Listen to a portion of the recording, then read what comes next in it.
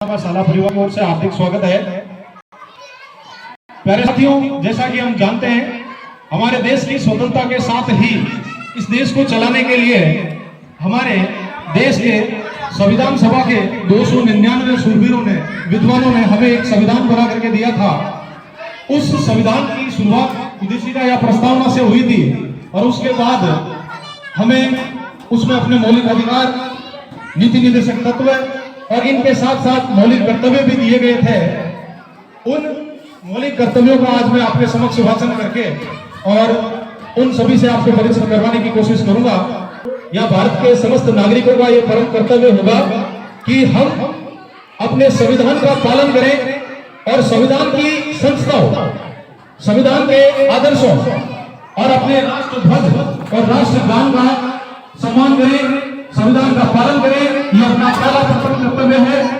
और दूसरा कर्तव्य, हमारे राष्ट्रीय आंदोलनों को या हमारे स्वतंत्रता के लिए राष्ट्रीय आंदोलनों को प्रेरित करने वाले जो कोई भी कुछ आदर्श थे, उनको हमें अपने हृदय में संजोए रखना है व उनका पालन करना है।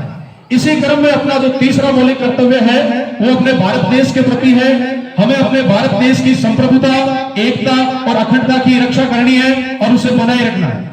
प्यारे साथियों, चौथा जो मौलिक कर्तव्य है उसके अंदर हमारे अपनी खुद की जो नैतिक जिम्मेदारियां हैं उनके बारे में बताया गया है कि जो सैनिक हैं केवल उनका ही रक्षा करने का कर्तव्य नहीं है, हमारा खुद का भी देश की रक्षा करने का कर्तव्य है, जो कि चौथा मौलिक अधिकार है अपना। अपने देश की रक्षा करें और आह्वान किए जाने पर आपको राष्ट्र की सेवा करने के लिए हमेशा तत्पर रहना चाहिए। ये अपना चौथा मौलिक कर्तव्य है। पांचवा मौलिक कर्तव्य, हम सभी को अपने देश के सभी व्यक्तियों के साथ समरसता और समान भ्रातृत्व की भावना का निर्माण करना है। जो अपने देश में प्रदेश, वर्ग, भाषा आधारित जो भेदभाव है उनसे परे हो और ऐसी प्रथाओं का त्याग करना है जो महिलाओं के सम्मान के विरुद्ध हो।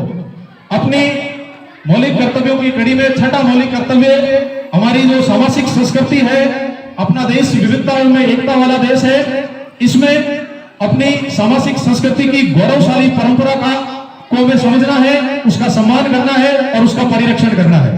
सातवीं कड़ी में हम सभी पर्यावरण प्रेमी हैं।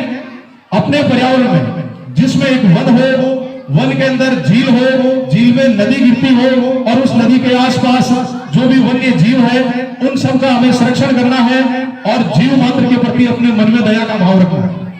आठवां मौलिक कर्तव्य, भारत के प्रत्येक नागरिक को हमेशा अपना जो वैज्ञानिक दृष्टिकोण, मानवतावाद, ज्ञानार्जन और इसके साथ साथ सुधार की भावना का हमेशा विकास करना है, सुधार की भावना का निर्माण करना है।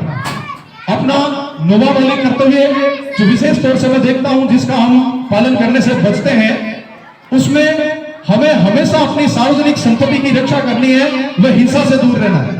सार्वजनिक संपत्ति की कड़ी में मैं आपको बता दूं, यह विद्यालय भी आपका अपना ही परिवार है, सार्वजनिक संपत्ति है और इसका संरक्षण करने का मौलिक कर्तव्य आपका है।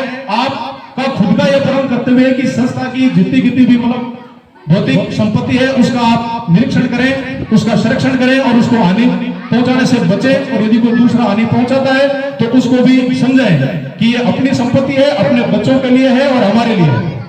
हम अध्यापक इसको साथ में नहीं लेके जाने वाले हैं, ये संस्था आपकी है और आपकी ही रहेगी। अपना 10वां जो मौलिक कर्तव्य है उसमें हमें व्यक्तिगत और सामूहिक क्षेत्र में हमेशा उत्कृष्ट की ओर करने का प्रयास करना चाहिए, जिससे राष्ट्र सदैव उन्नति की ओर आगे बढ़ सके। ये अपना 10वां मौलिक कर्तव्य है। और 86वें संविधान संशोधन 2002 के तहत एक और मौलिक कर्तव्य, 11वां मौलिक कर्तव्य हमारे संविधान में जोड़ा गया, जिसमें यह था कि यदि आप अभिभावक हैं तो आपके अपने बच्चों को जो 6 से 14 वर्ष तक के हैं उनको अनिवार्य व निःशुल्क शिक्षा है वो उपलब्ध करानी है और ये आपका परम कर्तव्य है। उम्मीद है मैंने सीधे और संक्षिप्त शब्दों में जो कर्तव्य बताए गए हैं उनका अच्छे तरीके से आपके सामने वाचन किया है और उम्मीद करता हूं कि आप इनका अक्षरशः पालन करेंगे और राष्ट्र के विकास और राष्ट्र की उन्नति में अपना योगदान देंगे। धन्यवाद।